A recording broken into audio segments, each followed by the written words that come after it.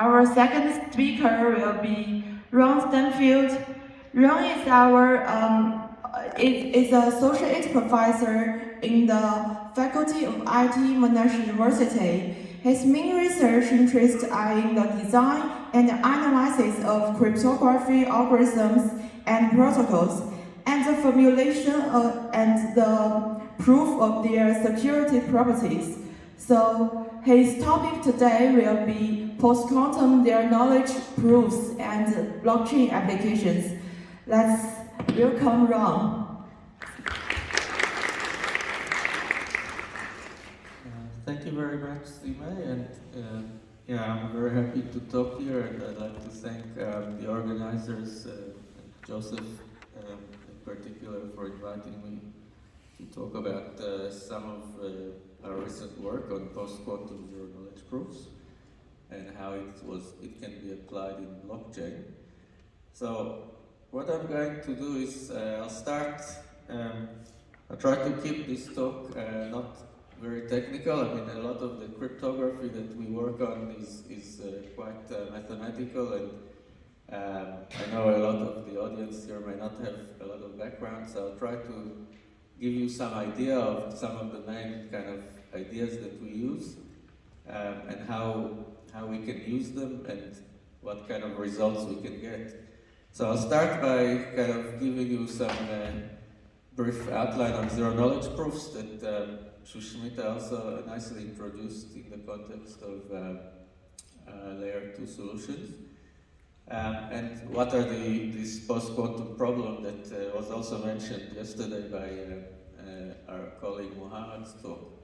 And then I'll give you a few recent examples of post-quantum zero-knowledge proof solutions.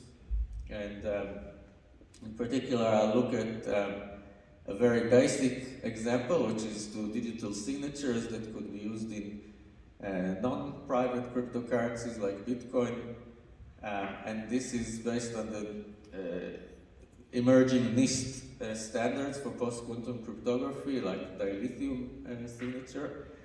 And then I'll show you some examples of some of our recent work on more advanced kind of zero-knowledge proofs that are post-quantum for things like private cryptocurrencies like Monero, where we can hide information about the transactions. And I'll tell you about our post-quantum solutions, our recent work on this. And I'll also say a little bit at the end about ZK snarks that Shushmita also mentioned, and some of the recent progress on this in the post-quantum case. And I'll mention some future directions. So, okay, so what are zero-knowledge proofs?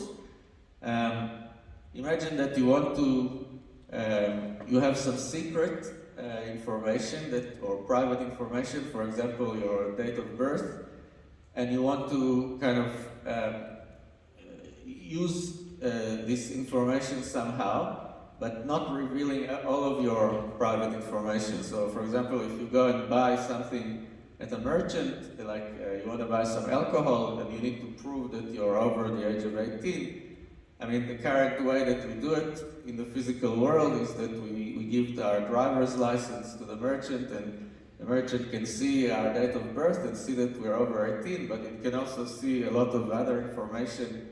In fact, it sees our exact date of birth, not just that we're over 18. It also sees other information about us, like our address and so on. And we may not want to reveal all this information, we just want to reveal that we're over 18, but nothing else. And so how can we do this? And zero-knowledge proofs are a very general way to deal with such problems of proving something but not revealing anything else that you don't want to reveal. So this was really a breakthrough in cryptography in the 1980s, introduced by Goldwasser et al. And essentially what it is a protocol between a prover and a verifier, like in the example I gave with the customer and the merchant. And then the prover has some secret that we call the witness. The verifier has a statement about this witness. For example, the witness might be the driver's license, and the statement might be that the age in the driver's license is over 18. And so in this protocol, it's some interaction between the prover and verifier, and at the end of this protocol, the verifier can do some check to decide whether the prover really has this witness to the statement, like whether it's over 18. So these protocols have to satisfy these properties. Completeness means that at the end of the protocol, the verifier will accept if both the prover and verifier are honest. And then there are the security requirements are that, first of all, soundness means that if the prover doesn't have a correct witness, like it's not over 18, then the verifier will reject the statement except with some negligible probability. And on the other hand, we also have what we call the zero knowledge property, which says that the protocol will not reveal anything about this secret witness, like the date of birth of the customer, but only the statement that we're proving, like that it's over 18. So these are the three basic requirements of zero knowledge proofs. And typically, how they work is by exchanging a few messages. There is typically some kind of a commitment message, which is some kind of an encryption of some value that the prover sends to the verifier. Then the verifier sends some kind of a challenge, and the prover responds in a way that the verifier can check against this commitment and challenges. So just to give you some rough idea of how such proofs can work, I'll show you quickly something that is a classical zero-knowledge proof called the Schnorr proof of zero knowledge of a secret key. So here we are kind of going to, I won't go into a lot of the math, but this protocol is not quantum safe. It's based on the discrete log problem. Basically in this kind of scenario, the secret witness of the prover is this secret key that the verifier has some kind of commitment of this secret key or a public key.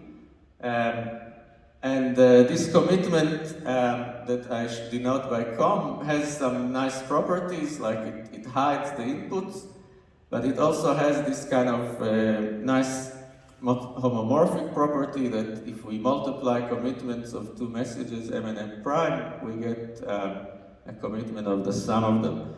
And this kind of thing allows us to build a kind of zero knowledge proof. So if the prover has some secret key sk and the verifier has a public key pk, then they can run this kind of protocol shown here, where you can see that the prover commits to some random thing, then he gets a random challenge, and then he responds with something related to the secret key, the challenge, and this random thing that he committed. And the verifier can do a simple check on all these things, and at the end, due to this homomorphic property of the commitment, if everyone is honest, the check will pass. But if the prover is dishonest and doesn't know the secret key, you will not be able to pass this verification. And also because we have this randomness here, this R, it kind of hides the secret, so the verifier doesn't learn anything and we get a zero knowledge property. So that's roughly how it works for some basic example of zero knowledge. But in fact, zero knowledge proofs have been generalized to work with very general scenarios, and they can be used. They can be used to prove very general statements, like this driver's license example, and many others. In fact, any kind of relation that is, in NP, which means it can be efficiently written down as a circuit or an algorithm, we could, in principle, design a zero-knowledge protocol for it. But of course, the main challenge is how to do it in a practical way that gives short proof lengths and also is efficient computationally and minimizes interactivity. So usually we want, for example, one message proofs.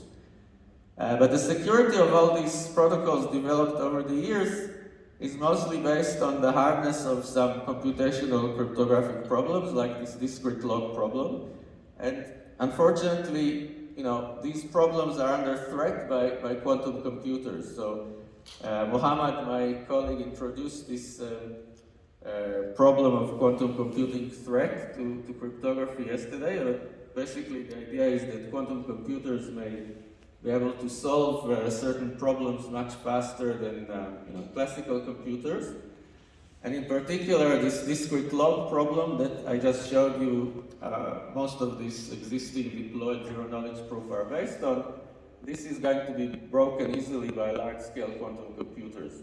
And so the security of all these zero-knowledge proofs, existing ones, most of them are going to become insecure once large-scale quantum computing becomes practical. And so this motivates us to research on new solutions for zero-knowledge proofs that are based on problems that can resist quantum attacks. And one of them is symmetric key cryptography. So things like block ciphers and hash functions, and that's a big area of research on how to design zero-knowledge proofs secure based on these things. In this talk, I'll focus more on the other approach, which is using what are known as lattice and coding problems. And this approach is, I've worked on it with my colleagues and students a lot over the last few years, and it seems to be one of the more promising approaches in terms of getting efficient post-quantum proofs. And the main challenge is with these things is how to give these. There are many technical challenges in getting these proof lengths short, and I'll tell you about some of those at a high level. So what is lattices? What is lattice-based cryptography? A lattice is basically a grid of points in a high-dimensional space. Here on the right is an example in 2 dimensions, but in cryptography we use thousands or hundreds of dimensions, and it turns out that in this kind of high-dimensional space where we cannot kind of draw these things like we do in 2 dimensions, it's also hard to solve all sorts of computational problems. For example, if I give you such a high-dimensional grid, it's hard to find, it's hard to compute short vectors in this grid that are close to the origin. And even quantum computers seem to have a hard task to do that, and they require essentially exponential time in the dimension. And so all this area of lattice-based zero-knowledge proofs is about how to design zero-knowledge proofs so that breaking them requires solving these hard lattice problems. And I won't go into the math too much. I've shown in this slide the main kind of lattice hard problems that we use in cryptography. And in fact, they have some similarities to this discrete log problem that I mentioned before, and we can build commitments similar to the discrete log commitment that we saw with the Schnorr protocol. But there are some crucial differences, in particular because we are looking to use the hardness of finding these short vectors in lattices.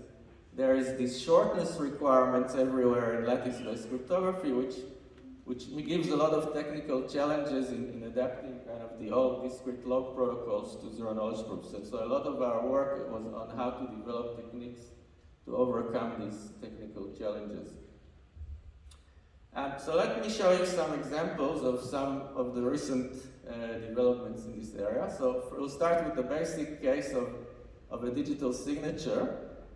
So in Bitcoin, for example, when a spender wants to pay, Alice wants to pay Bob something, the basic way that when she posts it on Bitcoin, she has to authenticate this so that no one can spend on Alice's behalf except for Alice. So she attaches a digital signature on the transaction, and then the blockchain can verify that it's a correct signature.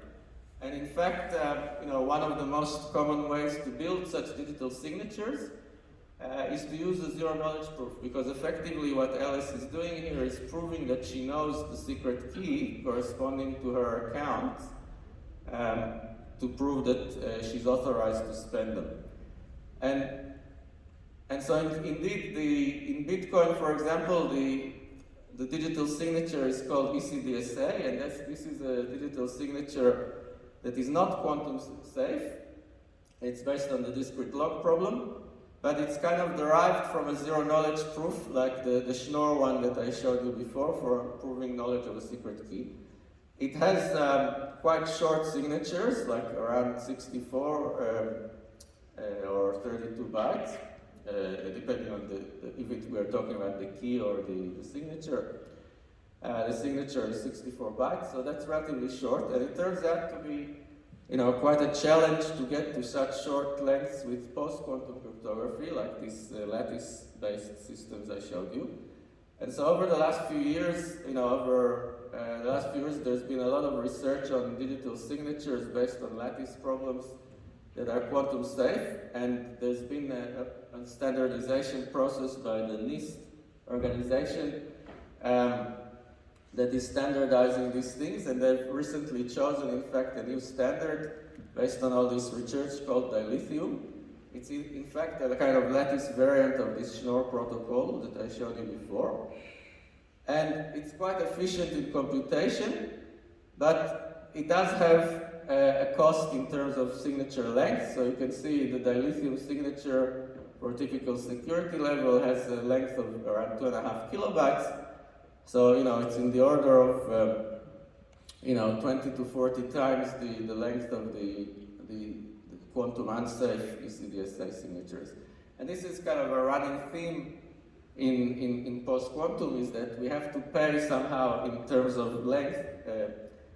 And the challenge is not to pay more than this factor of 20 to 40 times, because 2 kilobytes may still be quite practical, but if we go to, if we don't find the right techniques, we may need 100 kilobytes or more, which may be much less practical. So a lot of the work is on reducing it down to that level. So this is a basic example, and this kind of area of basic digital signatures that are post-quantum secure is kind of quite mature now, but a lot of our research over the last few years was about more advanced zero-knowledge proofs. And this is for things like confidential transactions. So in Bitcoin, all the amounts that you are paying, or the kind of identities of the sender and the recipient are kind of public on the blockchain. And so the question is, can we do a confidential transactions cryptocurrency where the amounts and identities of the transacting parties are hidden by some kind of encryption? But then, of course, if they are hidden, how can the blockchain verify that Alice is not overspending her account and so on? This needs to be somehow verified, and this is where zero-knowledge proofs can come in to prove to the verifier that this is a correct account, a correct transaction that is not overspent. And so there is in fact such protocols that are not quantum safe. For example, the ring CT protocol that is used in the Monero cryptocurrency. This is based on discrete log zero-knowledge proofs, and also using homomorphic commitments like I showed you in the Schnorr protocol. And so one of the main ingredients that is used there is, in order to hide the identity of the spender, there is this notion of a ring signature which hides the spender among a certain number of decoy identities called N, where N is the anonymity level. And it also uses homomorphic commitments to verify the balance in these zero-knowledge proofs. So, what are ring signatures? As I said, they are a way to sign a message so that the identity of the signer among n possible signers it remains hidden from the verifier. And this gives the anonymity property, but at the same time we want unforgeability so that no one else can sign except one of those n identities. And so one of the approaches that can be used to design such ring signatures is a one out of many zero-knowledge proof. So the idea is that in order to prove that the prover is one of n identities, basically the prover will, in this scheme, the prover, let's say the prover is identity L among n of them, the one in red, and it has a secret key S. So we have n kind of commitments like this to secret keys, and the prover will want to prove that he knows the secret key S for the identity number L without revealing this L, which is the identity of the prover. And so this is kind of what a 1 out of n zero-knowledge proof does. And if we have such a 1 out of n, we can build a ring signature in a natural way, where the zero-knowledge proof of this 1 out of n zero-knowledge proof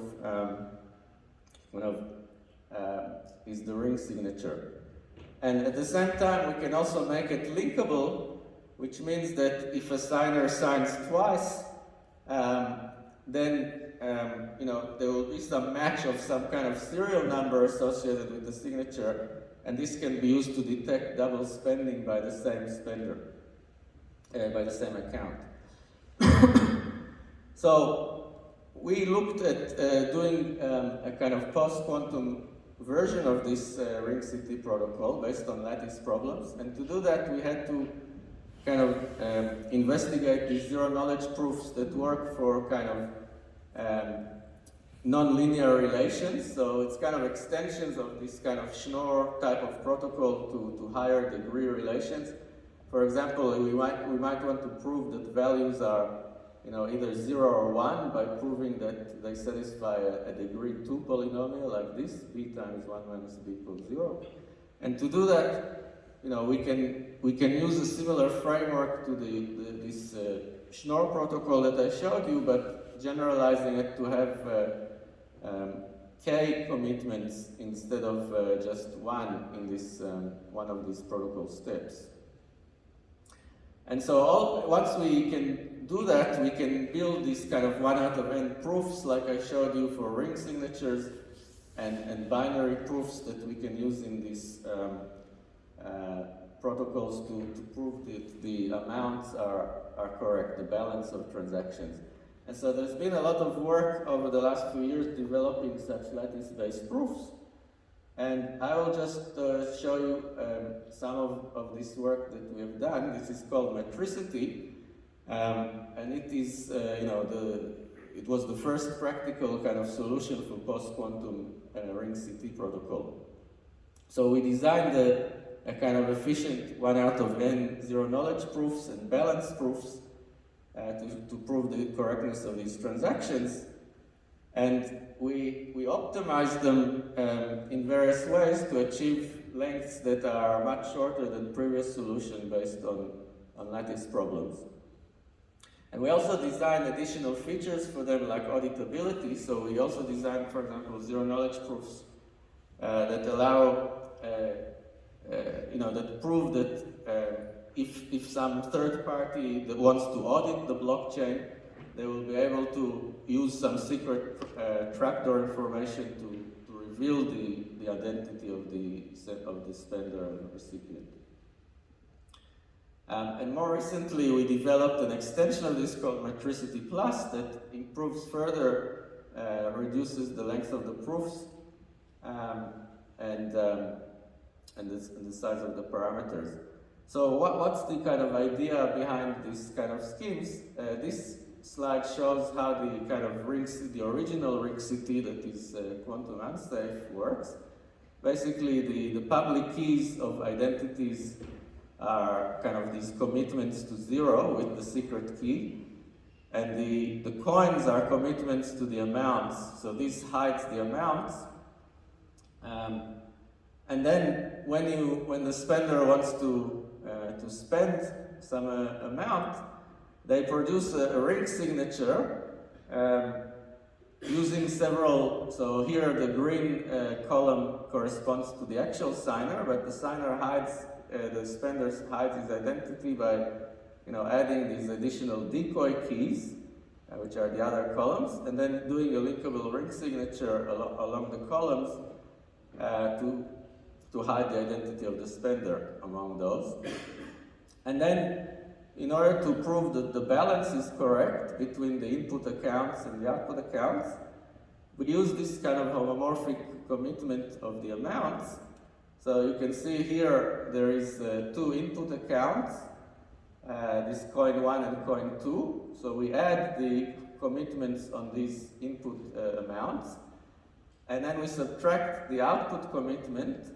And of course, if the sum of the input amounts is equal to the output amount, this should be a commitment to 0. And so we can do another ring signature to prove that this balance is preserved. So this is how ring CT works. And in our lattice-based post-quantum secure version of this, we made a few crucial changes in order to make this practical in the lattice case. So for example, one of the changes we made is to change the way that amounts are committed to. So instead of committing to a large integer, which leads to inefficient kind of lattice-based proofs, because these are not short values that we need in lattice commitments, we had to use some bit decomposition of the amounts, represent them in individual bits that are small, and then use these bit vectors in the commitments. And we use some kind of these binary proofs to prove that these bits are correct, so that the spender cannot cheat. And then we wanted to use a similar way to prove that the balance is correct with this homomorphic commitment. But we hit this problem that when you represent amounts by bit vectors, if we add the bit vector of two integers, a1 and a2, we don't get the bit vector for a1 plus a2 because it doesn't account for the carries that happen when we add binary representations. So we had to introduce some correctors to account for the carries and restore the balance proof to work correctly. Another thing that we did is in order to reduce the size when the spender has many accounts, like in this example it's 2, but if you have many accounts, you have to produce many ring signatures. So to shorten this, we use a kind of aggregation method to combine all these account ring signatures into a single short one. And so we kind of had to also develop new techniques to deal with this corrector vector that I mentioned, to deal with all these carries. And we developed a method to encode this corrector vector into what is called a CRT packing. It's basically a compact representation of this bit vector, so that we can efficiently do this corrector check for the balance proof. So what kind of results did we obtain? You can see in this table a comparison of some of the earlier work with our improved metricity plus protocol. You can see for terms of the ring signature length, on the top we have the anonymity level that hides this signer's identity. At the bottom we have the signature length in kilobytes, so you can see that our signatures are in the order of between 10 and 20 kilobytes for even anonymity levels up to 1,000. So typically Monero uses something around 11, and the signatures are only around 9 kilobytes, so it's relatively practical.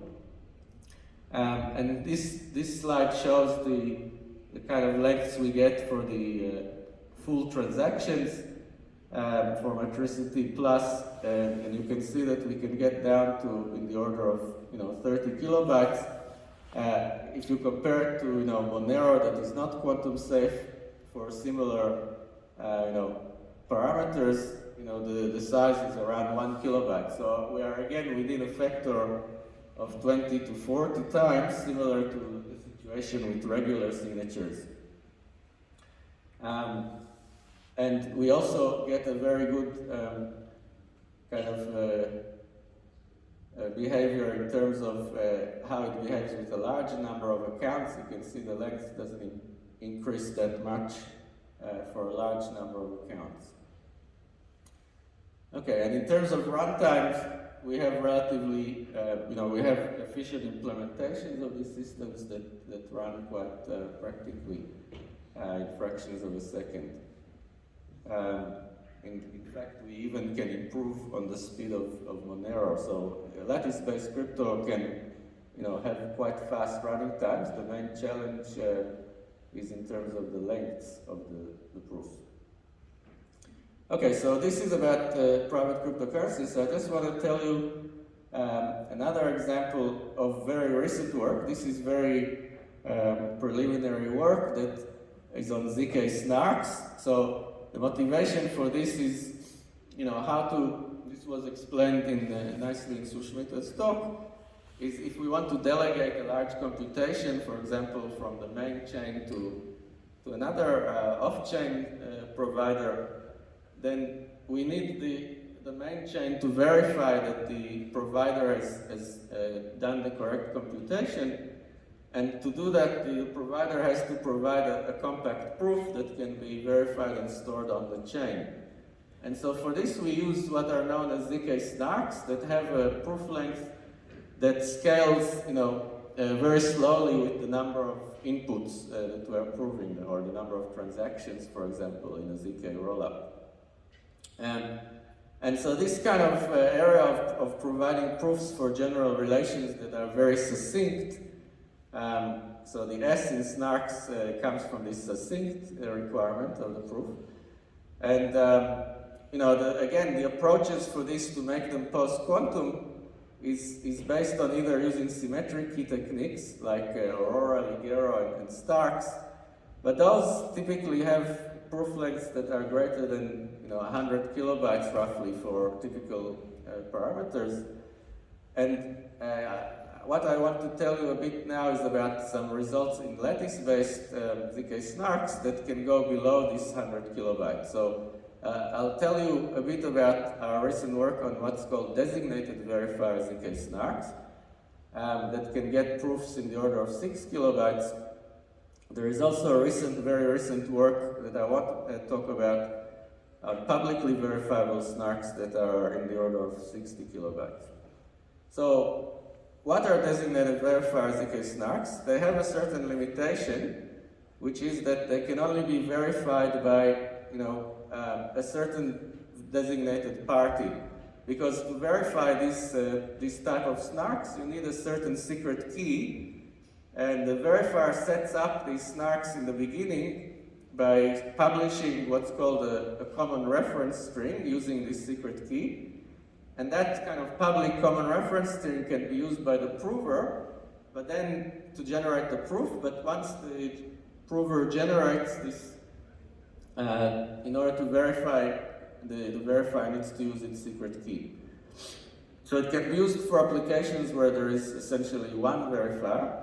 But the advantage of this versus the publicly verifiable snarks is that you can get much shorter proofs. So the way that these kind of techniques work is using what's called homomorphic encryption. This is similar to those homomorphic commitments I showed you before. So the encryption of a sum of two values, A and B, can be written as the encryption of A plus the encryption of B.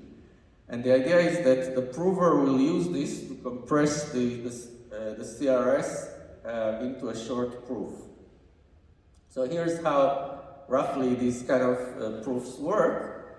So the CRS that is published during the setup stage is essentially an encryption of many values, M1 and Mn. So this is as big as the kind of circuit of the relation you want to prove. But then to make a compact proof, the prover will generate some numbers A1 to AN using the witness, the secret that the prover has. And then is going to shrink this CRS using this aggregation operation. Basically, is going to add up a linear combination of these ciphertexts scaled by these coefficients that are generated from the witness. And so the result is just a single short ciphertext, this C, that is sent to the verifier, and the verifier can decrypt it and verify. But the problem with this kind of approach in the case of post-quantum proofs is that this approach leaks information, because when the verifier decrypts this final proof ciphertext, it learns some information about this randomness E that was used in this proof, and therefore it leaks also something about these witness-related coefficients. And so that kind of prevents the zero-knowledge property. It leaks information to the verifier. And so previously, in a previous scheme for this kind of lattice-based DV snarks, the solution to this zero-knowledge leakage problem was to kind of hide this leakage by adding a smudging value, a large additional error during the proof generation.